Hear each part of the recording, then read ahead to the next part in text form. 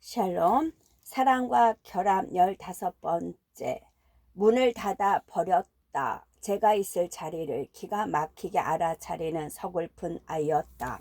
화장실에 가겠다고 한 뒤 파우치를 챙겨 나왔다. 차마 남의 집 방 안에서 연초를 피울 수는 없었다. 그때 휴대폰에 카카오톡 알림이 떴다. 공유주택 단톡방이었다. 시연씨, 냉장고에 있는 김치가 오래됐으니 폐기해 주세요. 김치는 냄새가 나기 마련인데 왜 그것을 굳이 폐기해야 하나? 나 쉬기 전에 같이 나눠 먹으면 그만 아닌가? 만약 누군가 나에게 김치를 조금 나눠줄 수 있나요? 하고 물어봤다면 나는 언제든 그러자고 함께 김치찌개도 끓여 먹고 볶음밥도 해 먹자고 말했을 것이다. 그 정도는 서로 침범해도 되는 거 아닌가? 같이 사는 사람인데 생각이 거기에 미치자 내가 만나왔던 모든 사람에게 화가 났다. 화장실은 왜 또 이렇게 구린 거야? 정말이지 정선인의 화장실은 몹시 열악했다. 대충 시멘트만 발라놓은 모습이 어떻게든 변기 하나는 있어야겠다 싶어 만들어 놓은 것 같았다. 심지어 타일 몇 장은 깨져 있었다. 그것을 어떻게든 보수해 보겠다고 노력을 했었던지 수도 옆에 망치가 놓여 있었다. 나는 가만히 그것을 바라보다가 손을 씻고 화장실 밖으로 나갔다. 햇빛이 내리쬐는 그곳에는 미리네가 있었다. 제가 태어났을 때 손가락이 6개였대요. 그래서 태어난 지 얼마 되지도 않아서 제거 수술을 받았어요. 그런데도 제 오빠는 늘 저를 육순이라 불렀어요. 사람들은 가끔 무슨 짓을 해도 우리의 형태가 바뀌지 않는 것처럼 굴어요. 언니 그거 알죠? 뭘? 언님 맨날 멋대로 생각하고 단정 짓는 거. 그래서 다 알면서 모른 척 했어? 네. 나는 언니가 돈 때문에 여기 오지 않았다는 거 알아요. 그래서 말 안 했어요. 언니만 그걸 모르고서 정선 언니가 돈 준비해 놓은 걸로 또 오해하고 단정 지을까 봐요. 하나 더 알려줄까요? 뭘? 나 방 빼요. 전세로 가요. 그걸 왜 지금 말해? 그래야 될 것 같아서요, 언니. 같이 살래요? 나는 그 순간 내가 왜 미리네를 좋아했는지 깨달았다. 미리네는 너무 제멋대로였다. 제멋대로 제 일상을 침범해서 마치 그러라고 내가 있는 것처럼 마구 헝클어뜨려 놓았다. 나는 어쩌면 그걸 바랐는지도 모르겠다. 정선이에게 화가 난 것도 그런 맥락이 아닐까. 나는 충분히 너를 이해해 줄 수 있는 사람인데 너는 왜 어떠한 말도 해주지 않았니? 혹시 너는 나를 오해하고 있던 게 아니니? 나는 그런 나 자신도 제대로 이해하지 못하는 스스로에게 화가 짐을 얻고 분에 못 이겨 뭐라고 하고 싶은 생각이 굴뚝 같아졌다. 어쩌자고 그랬는지는 모르겠지만 나는 수도 옆에 있던 망치를 들었다. 그러자 미리네가 놀라 뒷걸음질 쳤다. 망치를 들자 타일을 그대로 내리치고 싶은 기분에 사로잡혔다. 그래서 그렇게 했다. 미리네가 뒤에서 언니 언니 했다. 모두가 달려왔다. 그리고 망치로 타일을 깨는 내 모습을 바라보았다. 지켜보던 정선이가 다가와 내 팔을 잡았다. 그리고 말했다. 미안해. 나도 가쁜 숨을 쉬며 말했다. 미안해, 공사비 줄게. 그러자 정선이가 대답했다. 설명할수록 내가 깎이는 기분이라 그랬어. 나는 그 말이 사무치도록 이해가 되어서 더 슬펐다. 정선이의 팔을 쓸어내렸다. 부드러운 팔에 내 팔을 대고 마찰하자 서로 다른 피부의 질감이 느껴졌다. 우리에게 무언가가 닿을 수 없는 부분이 있다는 걸 알게 된 것만 같았다. 나는 공유주택에서 원하는 걸 제대로 얻지 못했고 정선이는 어떤 식으로든 원하는 걸 얻은 것 같았다.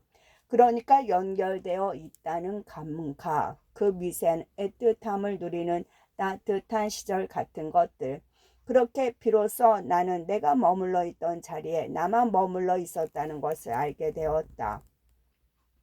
근데 우리 집 안에도 화장실이 있어요. 영희 말했다. 그러자 진이 고개를 끄덕였다. 나는 어쩐지 그들이 사는 집 안에도 화장실이 있다는 말에 큰 위안을 얻었다.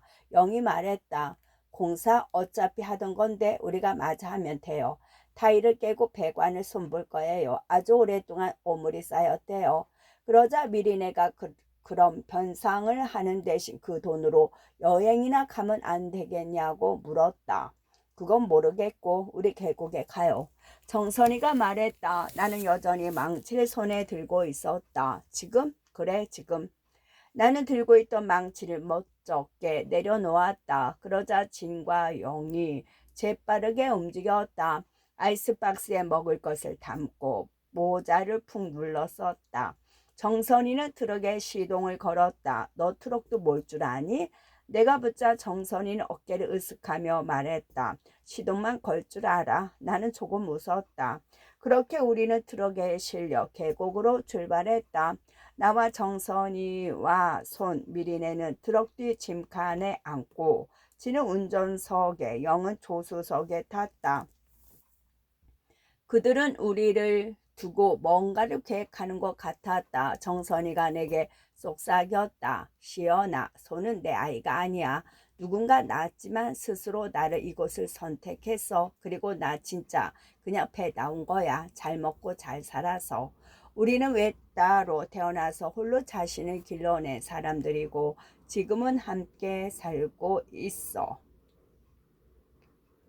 해설 불가해한 사랑의 스케니 오은교 문학평론가 친밀성의 페타고지 사랑과 폭력은 반대말인 것 같지만 꼭 그렇지만은 않다. 예소연의 소설에서는 얼핏 모순되어 보이는 온갖 부정적 심상이 사랑과 끈끈이 결합되어 있다. 끔찍한 사랑, 결함과 사랑, 쓰레기와 사랑 등 사랑을 원하는 이들은 꼼짝없이 그 모순을 감당해야 한다.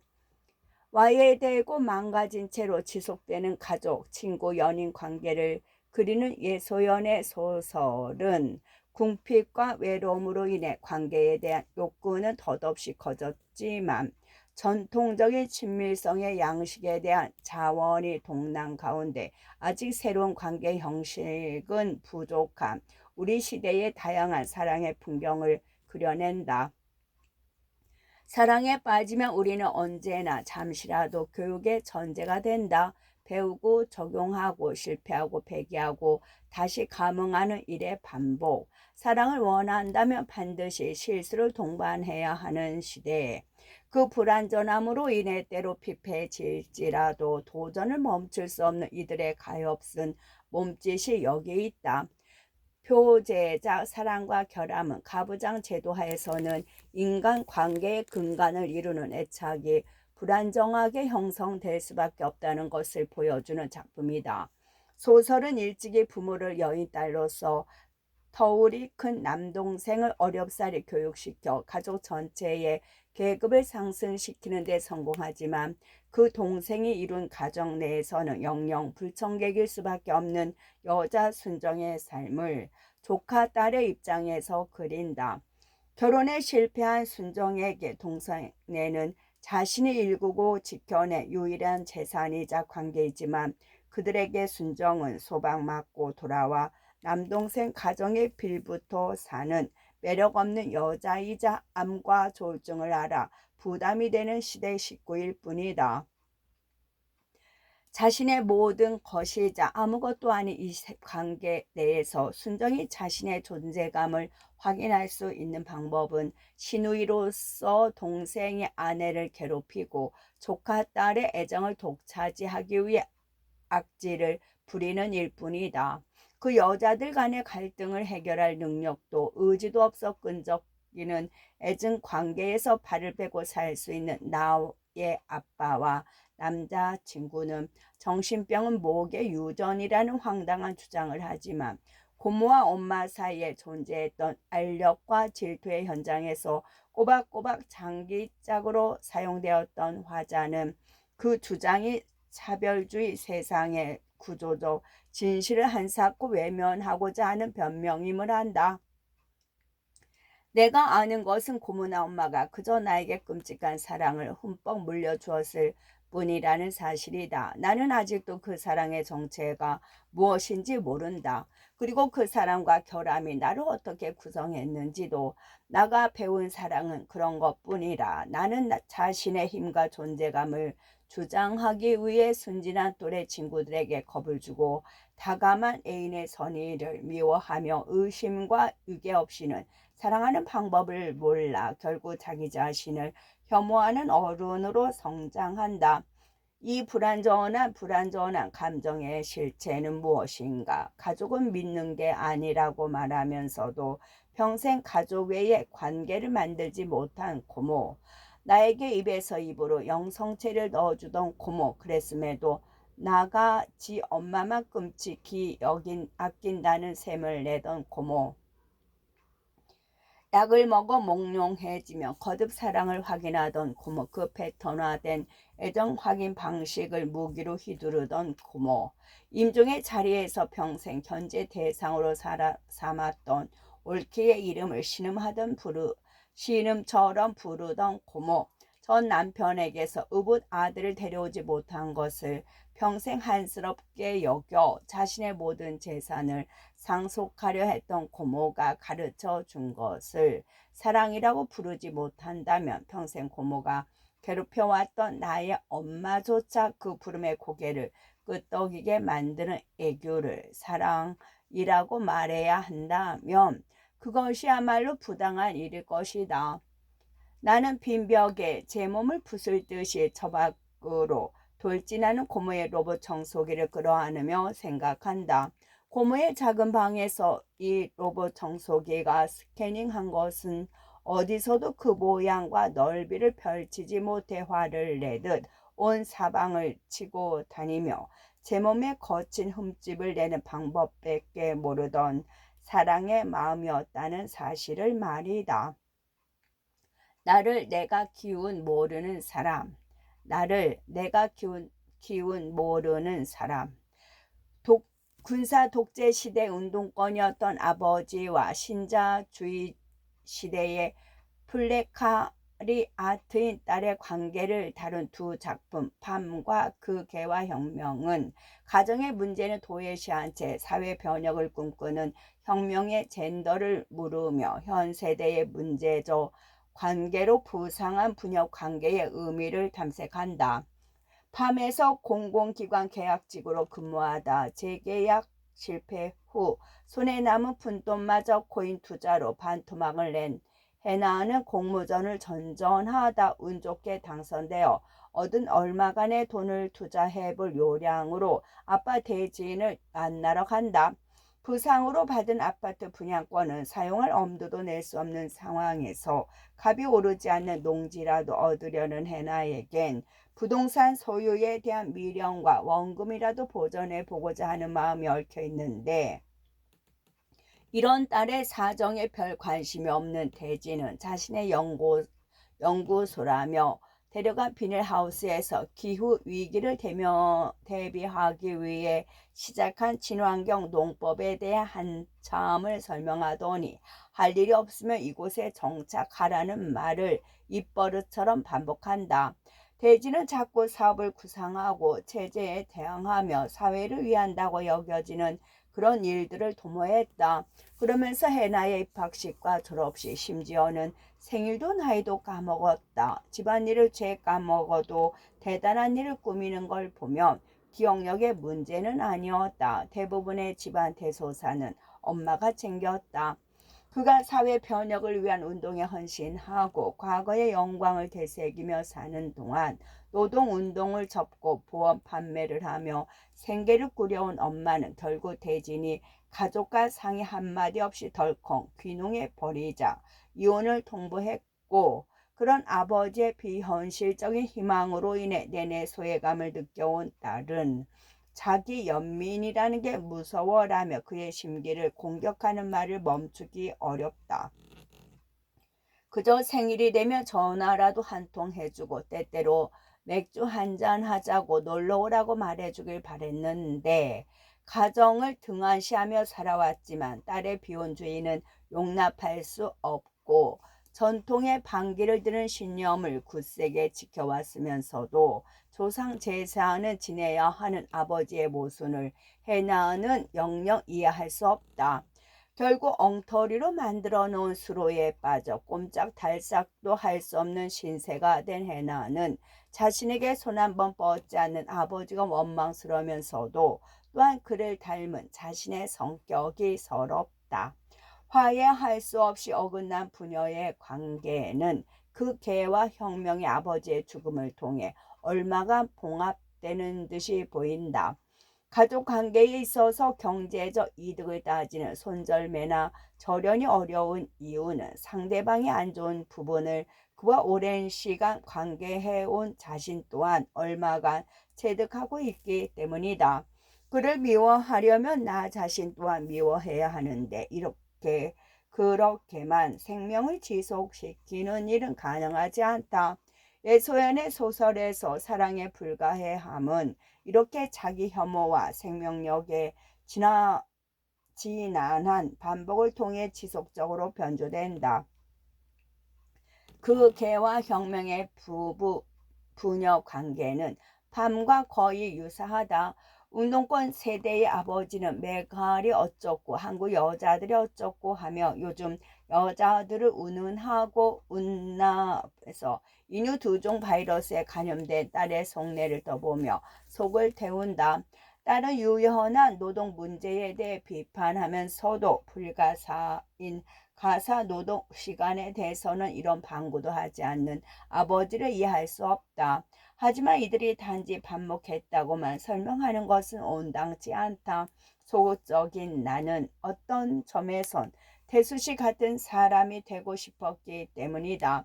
나와 달리 아버지 태수는 친구가 많았다. 의협심 넘치는 꿈을 꾸었던 혁명의 동지들, 국가보안법 위반으로 복역한 친구, 화려한 글솜씨로 정치적 의식을 고취하며 서로를 다독이던 페이스북 친구들 등 비록 대의는 소멸한 시대가 되었을지라도 그들 간의 우정은 오래 남아 태수의 삶을 풍요롭게 했다.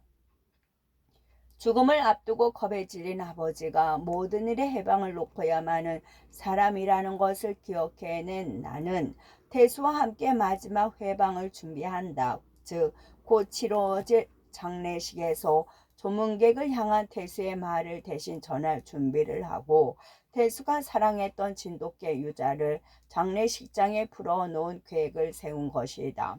조문객 성식으로부터 과거 아버지에게 아이가 생겨 거사를 함께 치르지 못했다는 뜻밖의 이야기를 전해들은 나는 그 시절 가정을 지키고자 했던 아버지의 마음을 뒤늦게 이해하고 성식에게 태수씨의 마지막 지령을 전달한다. 성식은 고인이 사망 전 타고 다니던 휠체어에 유자를 데워 데려온다. 대형 진돗개 유자로 인해 장례식장은 말 그대로 난장판이 되었다. 유자는 장례식장 곳곳에 냄새를 맡고 음식을 먹느라 바빴고 벽에대까지 오줌을 누웠다.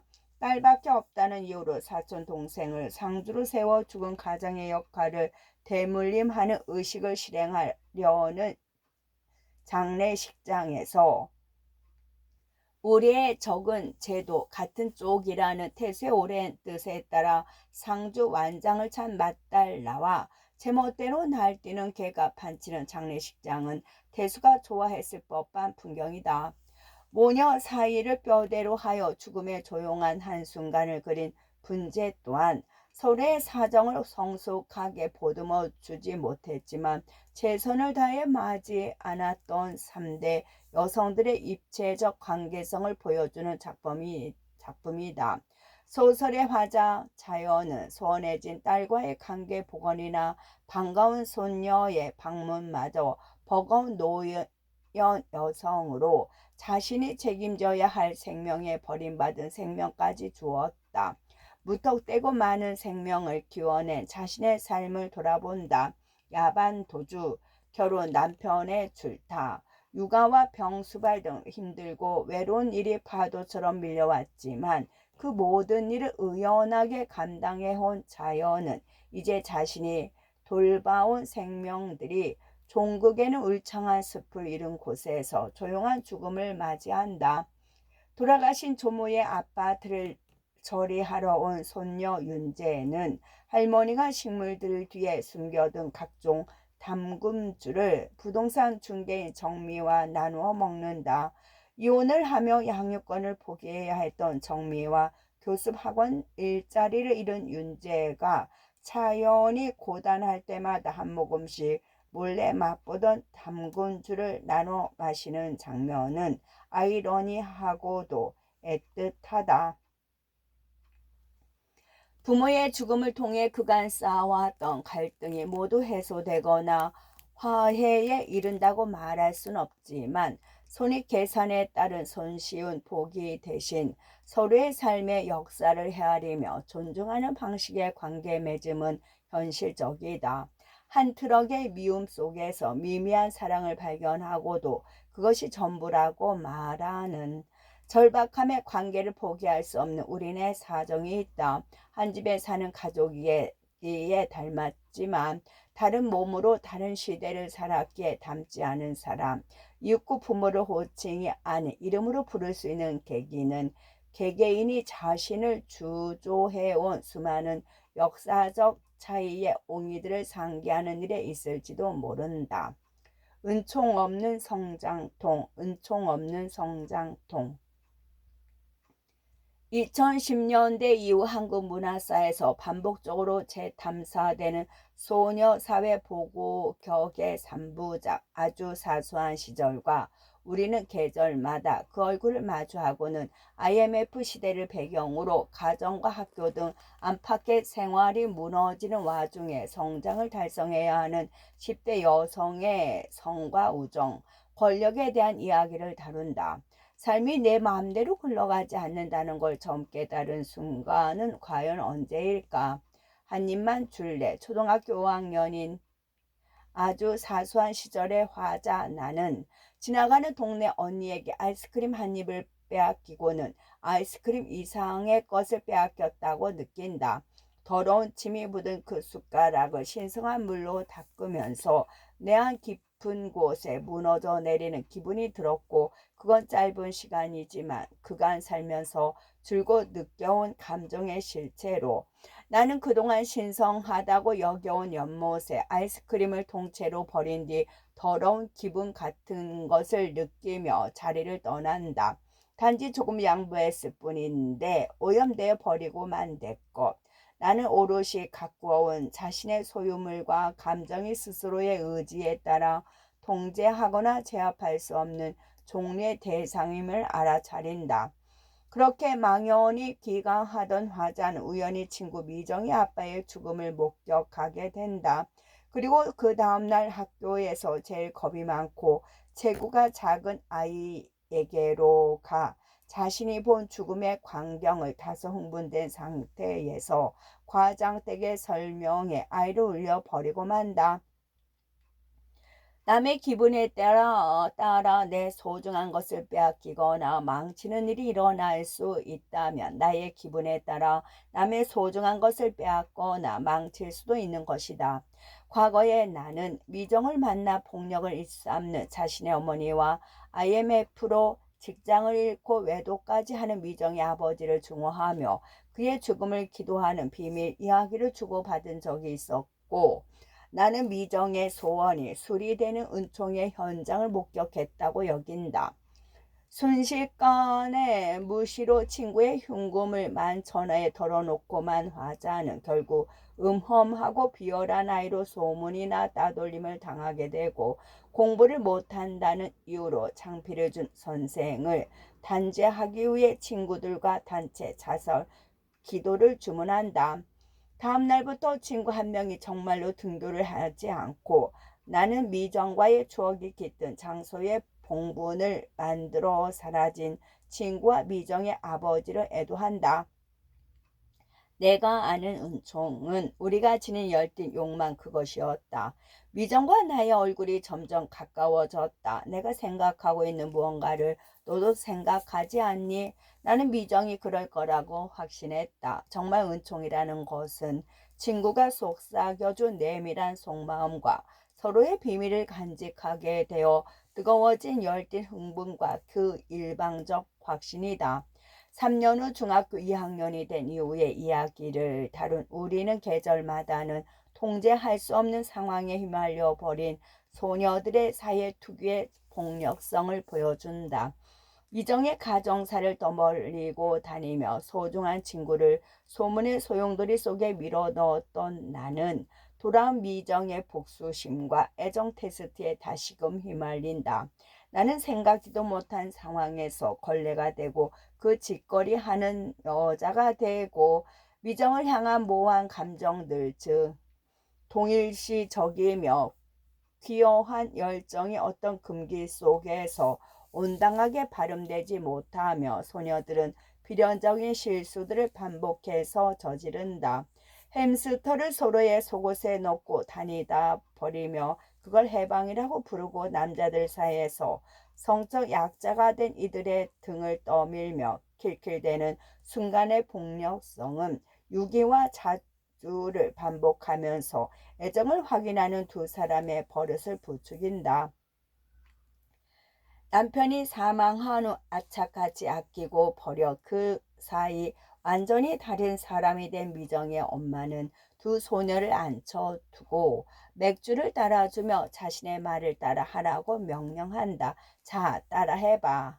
더럽고 지저분한 곳에서도 고결해질 수 있다며 이상한 비기를 가르침받은 화자는 동생의 탄생으로 더 가난해질 자신의 가족을 떠나기로 결심한다. 나는 엄마의 조금 부른 배를 보며 이번만큼은 이들이 절대로 내 삶의 결정권자가 되지 않도록 할 것이라고 다짐했다. 나는 멀리 도망갈 수 있었을까? 부모에게서는 떠나왔을지언정 그는 여전히 미적 언저리에 있는 듯하다. 우리는 계절마다의 4년 후 이야기를 다룬 그 얼굴을 마주하고는 미정으로부터 온 부고 문자로 어김없이 일상이 흔들리는 나의 마지막 10대 시절을 다룬다. 부모도 반쯤 포기한 자식이 되어 가출을 하다 토킹바에서 일하게 된 나는 동료인 현수 언니의 얼굴에서 미정을 본다. 같은 몸으로 같은 옷을 입고 같은 대접을 받으며 같은 일을 하는 여자들. 이 토킹바의 세계는 잔인무도한 성차별이 만연하며 그 안에서 여자들이 생존을 안달하게 만든다는 점에서 흥분과 폭력이 넘치던 학교 안팎과 크게 다르지 않다. 현수 언니에게서 미정을, 토킹바 손님에게서 미정의 남자친구 현태규를, 매니저에서 윤다혜를, 막내들에게서 영성이나 진아를 보게 되는 것이다. 나는 동창을 통해 뒤늦게야 자신이 은총운운하며 떠벌린 것이 미정에게 상처가 되었음을 알게 된다. 정미정이 그래서 네가 자기 아빠에 대한 이야기를 함부로 떠벌리고 다녔다고. 그래서 자기는 너랑 똑같은 사람이 되지 않으려고 노력했대. 미정과 자신 사이에 존재했던 그 확고한 애정의 기류로 말미암아 시작된 말이 소문으로 불어나 미정을 궁지에 몰아넣었다는 것을 알게 된 나는 동경하는 미정 어머니의 장례식장에 선뜻 찾아갈 용기를 내지 못한다. 나는 미정을 닮은 현수 언니의 돈을 빌려 달라는 부탁을 거절하지 못하는 것은 당연하다. 임신 테스트기를 내미는 언니를 보며 남편에게 버림받은 후 아들에게만 재산을 남겨준 할머니를 떠올리며 나는 다짐한다. 할머니, 나는 못 사는 방식으로 잘 살 거예요. 이 여성들은 어렸기 때문에 편이 갈렸기 때문에 무섭거나 창피했기 때문에 누군가의 순진함을 이용하고 누군가의 사악함을 동경한다. 가난과 방치와 학대 속에서 시종무력할 수밖에 없던 아이가 또래 관계를 통해 멸시와 증오라는 권력의 힘을 배우고 그 미혹에 빠져드는 일이 반복된다. 소녀는 더 이상 사소한 힘을 줬다 빼는 온라인 게임을 할 필요가 없다. 그 힘의 실력 완력은 현실에서 경험하고 있기 때문이다. 나는 나를 싫어하는 애들보다 나처럼 되기 싫어하는 애들을 증오했지만 결국 내가 좋아하는 사람은 전부 나처럼 되기 싫어하는 사람뿐이었다. 성장이란 이처럼 은총 없는 폭력의 무자비한 과정이다. 무리에게 밀려나지 않기 위해 내가 밀어버렸던 사람들에 대해 관심이라 여겨 베풀었지만 누군가에게 끝없는 공포였던 감정의 간극에 대해 한순간 가시거리로 들어온 의미를 향해 손을 뻗었지만 빈손으로 추락하고야 마는 사정에 대해 더 이상 모를 수 없게 된 몸을 가리켜 어른이라 부르기도 하니까 말이다. 그 우정의 이름은 무엇? 그 우정의 이름은 무엇? 성인이 되어 혈연, 학연 등이 아닌 이유로 이루어진 관계는 너무나 연약하지만 가장 강하기도 하다. 내가 머물던 자리, 돕을 우리 절봉하자는 자발적으로 이룬 것이기에 가장 애틋한 동시에 사회적으로 승인받을 수 없는 관계의 어려움을 다룬다. 적절한 이름이 없기에 그만큼 더 각별한 종류와 강도의 애정을 필요로 하며 관계의 공고함을 주장할 근거가 마음 말고는 아무것도 없어 무게하고 위태롭기만 한 관계들이 얼마나 많은가. 작가의 데뷔작인 도불은 얼른 버려 하고 외치는 카드게임을 즐겨 하던 3명의 동네 친구의 이야기다. 취업 준비나 사업 구상을 하겠다는 목적으로 모였지만 언제부턴가 그저 일상을 함께 나누는 사이로 발전한 돈 없는 여자들의 우정은 와해되기 직전이다. 나는 금이가은이 관계를 복원해 보고자 강화 도로의 짧은 여행을 계획하지만 냉전 중인 진경과 승혜는 밤이 늦도록 도착하지 않는다. 세 번째 인턴 생활 중인 나와 마찬가지로 진경과 승혜 또한 불안한 미래에 허덕이는 청년들인데 각자의 삶이 점차 달라지면서 그들 간의 관계의 장력은 날로 약해지고 있다. 미술 작가를 꿈꾸던 승혜는 학교를 그만두고 오래된 연인과 가정을 꾸려 아이를 낳아 기르기로 결정하는데 학업을 포기했다는 이유로 진경은 승혜를 미워하기 시작하고 승혜는 진경이 모든 관계에서 자기를 힘들게 하는 사람이지만 그러니까 막 죽겠다고 하는 사람 쪽에게만 붙어있는 못난 습성이 못마땅하다. 네가 뭔데 난리야 도대체. 내가 이렇게 물으면 진경은 물론 난 아무것도 아니지 하면서도 쉽사리 먼저 언니에게 연락을 하지 않았던 것이다. 아무것도 아니라지만 실은 모든 것이기에 실망과 상처를 주고받는 관계가 얼마나 많은지 아직 오지 않은 두 친구를 기다리는 나는 역시나 홀로 펜션에 온 손님 델마와 펜션 주인 남자와 함께 식사를 하고 한담을 나누며 돈대 주변을 산책한다. 맞벌이하는 아들네 손자를 도맡아 키우지만 누구도 그 노고를 알아주지 않아 문득 서러운 마음에 무작정 광역버스를 타고 멀리 떠나온 델마와 누나에게 돈을 빌려 펜션을 차렸지만 전염병 사태로 직격탄을 맞아 사업 운행이 힘겨운 주인 남자의 처지는 나의 사정과 크게 다르지 않다. 가족이라는 이유로 서로 짐과 빚을 주고받으며 사는 관계의 막막함과 가족이 아니기 때문에 서로의 짐을 덜어주지 못하며 빚지지 않으려다 피폐해진 관계의 쓸쓸함 모두 이들을 어렵게 만든다. 새벽이 되어 델마는 자신을 데리러 온 며느리를 따라 나서고 나는 사장과 함께 파도 소리를 들으며 오지 않은 두 친구를 떠올린다. 파도가 무언가를 부수려는 힘으로 만들어진 것이라고 하는데 그들의 어긋남은 이 관계를 부숴버릴까? 더 단단하게 만들까? 돈을 떼먹고 사라진 친구 정선을 찾아 떠나는 이야기. 내가 머물던 자리 또한 비혼 여성들이 깊고도 얇고도 깊은 우정을 그득하게 스케치해낸다. 나는 공유주택에 함께 거주하는 미리네 또한 정선의 지인이라는 사실을 알게 되어 미리네와 함께 정선을 만나러 간다. 나와 함께 토킹바에서 일했던 정선과 미리네가 유럽 여행 중에 만났던 정선은 매우 다른 사람인 것처럼 느껴지고 잘 알고 있다고 믿었던 친구의 다른 면모에 나는 서운함과 배신감을 느낀다. 나가 화가 난 건 단지 돈을 떼먹혀서가 아니라 사랑하는 친구가 내가 아는 그 사람이 아닐 수 있다는 불안 때문이기도 하다. 불안이 체질화된 나는 멋대로 남을 판단하고 그 사람의 죄악을 상상하며 내가 사회에서 받은 온갖 모욕을 감수하는 자신에 대한 혐오감을 멈출 수가 없다.